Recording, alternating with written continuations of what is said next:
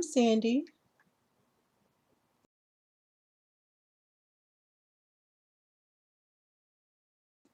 and something that I deeply care about doing is loving my son. I have a 14-year-old son who keeps me motivated. His name is Romello, and we call him Mello for short, but he's far from mellow. He actually keeps me on my toes. He keeps me wanting to live. Like, I just want to show him the good parts of life, even though life could be so hard.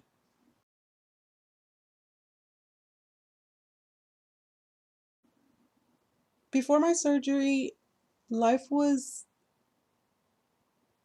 easy.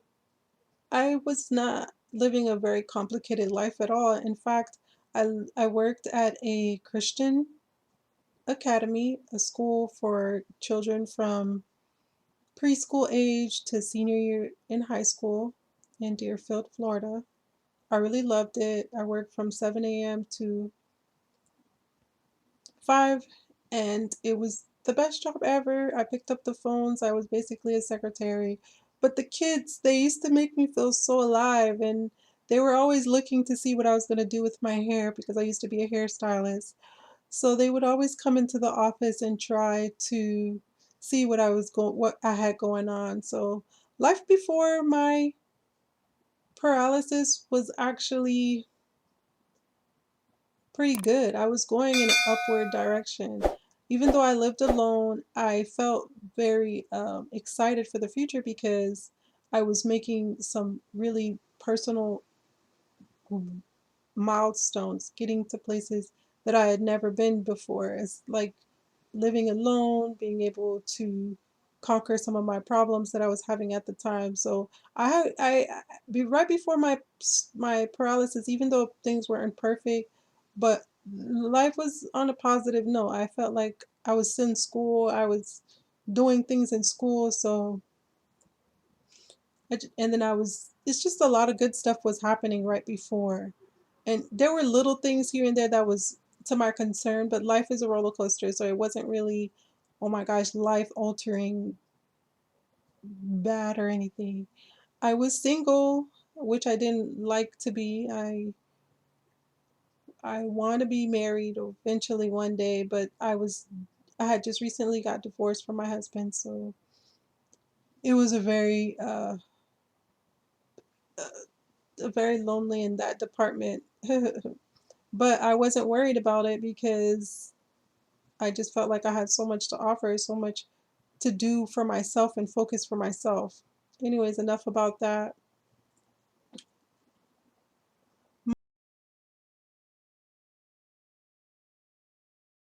My initial injury happened in 2015. I got into a car accident that left me paralyzed from the shoulders down. I broke my C4, C5 area, I believe. I'm not sure if I'm fully complete or incomplete. However, I know that I can't move only so much but my shoulders. I'm starting to regain some control in my arm, but um, it's not enough really.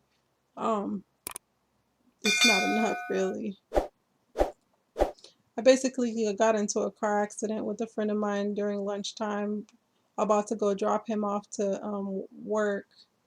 And a little old lady missed her stop sign, I had a black Impala at the time, and flipped my car about 5 times.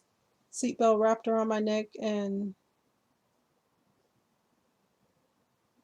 said then the rest is history, I guess.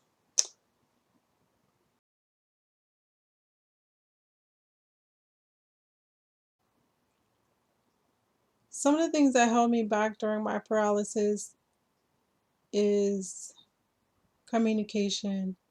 Sometimes it's really hard to communicate with people on how to do certain things for you, especially because you're so used to doing it for yourself. So sometimes you can get really frustrated when you're trying to explain yourself or trying to get somebody to do something that could ultimately be very personal. So one of the biggest barriers that I still face as a disabled person is my communication and how I speak to people and how they speak to me and how they understand me. and the words that I use. It's the same things that kind of help me live again, like being able to motivate myself, motivate other people, using positive affirmations to reaffirm some of the things that have brought change in my life. Another thing that helped me back to life is my son. He really motivates me in ways that he doesn't understand. No matter how frustrating and how upset I get with him, he makes me feel purposeful. Like I feel like at least one person in the world needs me and is waiting for some type of instruction from me. And being that he didn't ask to be in this world, none of us really, but we do have that innate responsibility within ourselves to try to help one another. And I know growing up, I really, really, really I always wanted my parents around. Like, even though I used to get really pissed with them and things were not always great, I know some of the biggest hurdles that I faced in life were not alone. It was because of my parents and because of my family and because of my friends. I was able to, be triumphant. And I feel like that's what I am for my son. The more that I push myself to the limit and push my uh, ambitions and stuff like that, it causes him to be inspired, hopefully, and to want to cause just as much change as I would like to, and try to accomplish even more than I could because he's able bodied. And hopefully one day it'll click for him that not everybody is privileged, not everybody is subject to certain tragedies. So therefore you have to be aware and be grateful and be thankful that your life could be 10 times worse if the universe allows it. But it's up to you to be able to change your mindset to be able to go forward.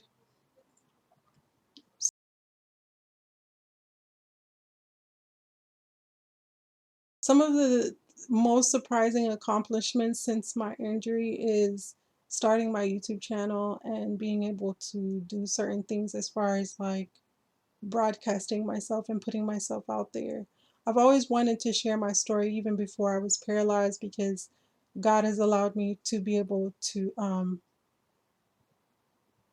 conquer some really crazy experiences. Throughout those unfortunate events, He's allowed me to also be articulate and share my story in a way that helps people, and I'm excited to do that. I really, before I knew I had a voice, but I didn't know what direction. I didn't really know how solid it was. Now I feel like I have so much more to say because I see the world in so many different views.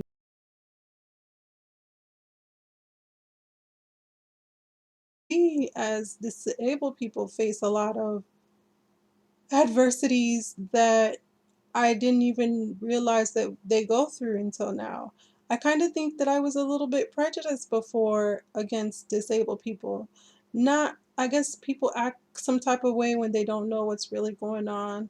And, or me, my case, when I say prejudice, I'm a little sensitive to them and I try to stay away from disabled people because it gets me weak in the heart and I feel hopeless because I feel like I want to help them. I want to make them perfect. I want them to be happy. I don't want them to be, limited. And so therefore that lack of being able to help the person causes me to just withdraw altogether.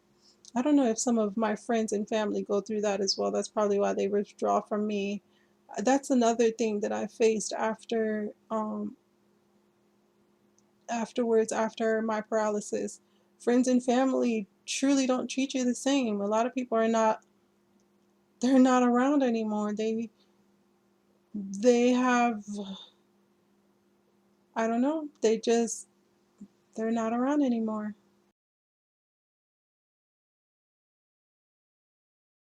Anyways, the next few skills and experiences that I'm eager to have right now is being able to travel and launch my book. I have a list of things really. Um, But one of the biggest strides is hopefully publishing my book and getting my ultimate story out there, finishing my website, so that I can, be able to show people my life. And I have a YouTube channel talking about certain things in my life. I feel like I don't give enough of myself because I'm trying to be considerate to the people around me. And then I want to be considerate to the fact that I know I have an audience and I don't want to sway them too wrongly. Like the society we live in right now, social media has such a great impact on people, so that I feel like I should use my platform not only to speak my story and share my story, but to live as an example of things that, that are actually working positively, regardless of the things that you're going through in your life.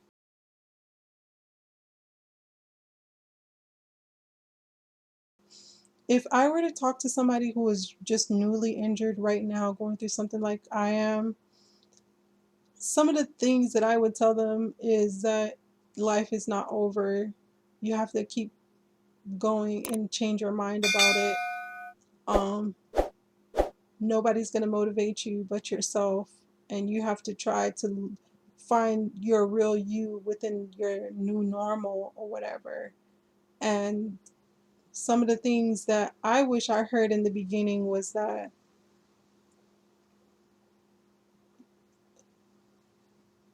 no matter who is by your side, no matter who is taking care of you, no matter who decides to support you, friends, family, or whatever, you have to be good within yourself and don't let people hold you back with their negativity, with their insecurities, with their ignorance. You have to just keep pushing for yourself. And when you can't find any more out of yourself to give, it's okay not to be okay. Go ahead and ask for help. And, asking for help doesn't necessarily make you weak. Being that I was so independent before my paralysis and I am the oldest of 8 kids, it's really annoying to ask people to do stuff that I know that I feel like I should be capable of doing, especially for myself.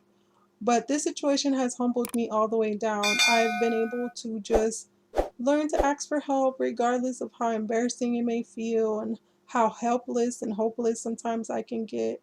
I will just reach out, and the right person at times is always there. And sometimes when there is nobody there, I motivate myself. I do self talk, and I don't have a mirror per se, but like when I'm looking in the camera or making my little videos, and I go back and even have like little journals here and there where I do like video diaries, and I just talk to myself and I motivate myself and I tell myself good things that I know that will produce positive emotions over time. You literally sometimes have to brainwash yourself sometimes, because the world is so hard, not just for disabled people, but for everybody. One of the things that I say all the time is I might be physically paralyzed, but there are people who are walking around mentally paralyzed, emotionally paralyzed, all different type of paralysis is going on in the world, but you get to see mine as you see me being paralyzed on the outside. It screams suffering. However, everybody's suffering in their own right because life could be so hard. But at the same time, life being so hard makes it so beautiful at the same time. And I think of the world in an artistic kind of way. Thank God I've been able to be blessed with that ability, because not everybody can change their mind and try to see things for more than that they really are. I feel like there's a good that comes out of every single bad thing. And I feel like God in the Bible, it says God uses all things for your good. And even though sometimes we may not understand why certain things happen and why life is so hard and all these funky questions that can cause you to be super anxious and depressed, just take one day at a time, accept that you have no control, accept that you didn't put yourself here and you just woke up here, and know that it's going somewhere. The things that you do have control over, your mind, your thoughts, your energy, the things that you dwell upon, the activities that you engage in, just continue to find those things that motivate your happiness. and fake it to make it. Keep telling yourself, I am happy, I am brave, I am courageous, I am all these wonderful things until you really are. You have to really try to brainwash yourself sometimes, because if you look into the rear view mirror of the world or your surroundings, sometimes it could take a lot out of you. So being that we're humans, and history shows that we can conquer so many different things. I feel like we live in the technology type of world where anything is possible. Before my paralysis, I was motivated to do things, but it wasn't so life gutching. Like it wasn't like, oh my gosh, I had to hurry up and get it done or whatever. Now I feel like, oh my gosh, I have so much more people to reach to, as far as like my audience. Not only black women, not only black people, not only women, not only, disabled people, but everybody in general. Now we need each other, and I feel like um, this is an opportunity for me to reach people that I've always wanted to reach. At heart, I'm a very humanitarian, and I care for people, animals, and the earth, and I just feel like it's our jobs to bring peace with amongst each other. And regardless if people are able to see that peace or not, there's still so much good that is highlighted from some of these horrific things.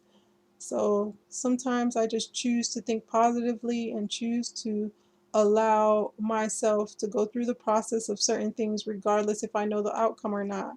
I think that's something that I face on a regular basis. Like, I want to know what's going on. I want to know the future. I want to know now. I want to be stable. I want to be secure now. But those are some things that sometimes life, pulls right up from underneath you, and it's up to you to be able to either rebuild or give up. And I continue to rebuild because it's not in me. It's not in me to give up. I feel like every time I try to give up, something inside of me just keeps making me get back up and pushing forward. So I believe in lots of miracles. I believe in the human spirit. I believe in technology. I believe in science. So I feel like in due time, even when they're telling me that I may never walk again, even I will walk again. Even if it's in a Robocop suit or some type of iRobot outfit or something. I don't know. But Elon Musk is probably going to hook us up with those things that he's been dousing in those pigs. Anyways, I'm all for it. In the beginning, I was not for stem cell research. I was not for those kind of altering technological things. But in my spirit now, I feel like God has allowed certain things to happen to me in my life. And I shouldn't limit the things that God is capable of doing for me, because being that I am religious and I grew up in a Christian home, there were certain things that I was never exposed to until now, because I was so afraid of being confused, and I didn't want nobody telling me how to think and what to do. A few years ago, back in 2018, I was going to go to UCLA to get some type of clinical trial. They had this chip that they would put in your neck, and it's supposed to like send electromagnetic pulses to your neck or whatever, and it's supposed to send like signals throughout your body to help you regenerate some of the nerves that you lost during injury. And I thought it was great. And I watched so many videos. And not too long after me getting ready to go to California to to get involved with the clinical trial, a movie came out called Upgrade. And I don't want to go too much into the movie, but it kind of spooked me about technology and how, you know, AI is going to take over type thing. At the end of the day, there are so many things that are out of our control. The way that there's bad people out there that could possibly be sending subliminal messages to us, to you, to everybody about what's going on, and, literally making us robots. Those are scary things. But as far as like the human spirit and the will to live, and I don't want to be trapped by my insecurities and my ignorance. I want to open myself to the horizons that God is capable of getting me through this world without having to fall prey to the devilish things that people do to each other. Some of the goals that I feel like is way more important than walking again is publishing my book and reaching people. And I ultimately one day want to open a coaching business, life coaching. Um, there's so many things that are so much more important than walking again. I want to walk again. Don't get me twisted. That's something that is very heavily on my mind. However, it doesn't hold me back from my dreams. I feel like regardless if I walk again, I have so much more to offer than just being able-bodied. I feel like even and I'm even scared to even admit this. I feel more productive now that I'm paralyzed than I was on my 2 feet. Before on my 2 feet, I don't know, it's just my thoughts were constantly racing. I had no time to really appreciate the small things, and I was just so worried about the big picture that used to forget to take my time to enjoy the little things. Now, as a paralyzed person, my thoughts don't race anymore. I'm able to think about everything that I say before that I say them. I'm able to find my, center really quickly. I'm able to research more effectively.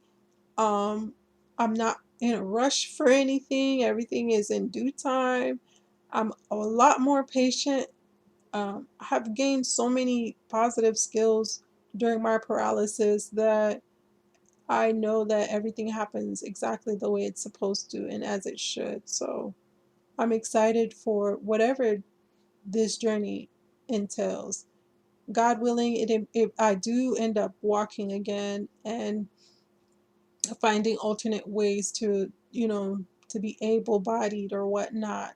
However, that is not my only and ultimate goal. My ultimate goal really is to love God, love myself, and love other people. And I feel like I've been doing that. I I dedicate a lot of time to my spirituality. I dedicate a lot of time to loving on myself and providing for myself as much as I can by working, by keeping active, by trying to be as purposeful as possible and try to share my story and share the good news. I love on others as much as I can by even the smallest things, even if it's just buying somebody lunch or giving them a compliment. Like, I try my hardest to love on people as much as I can, regardless if they love me back or not. I feel like the love that I give, even if the person that I'm giving it to doesn't necessarily give it back to me, I'm putting that out there. I'm putting that energy out there, and so it will come back to me. I put enough seeds out there, of loving seeds out there, that it eventually will grow into a harvest. And even strangers, like when I found myself being alone and my family not assisting me the way that I feel like I should, God would send other people, other strangers, like people that I don't even know, to help me or to look out for me, which has been like a very amazing experience to have. All right, you guys, thank you again for this interview. Sandy Ruby Mello, I really appreciate it. You guys have a wonderful day.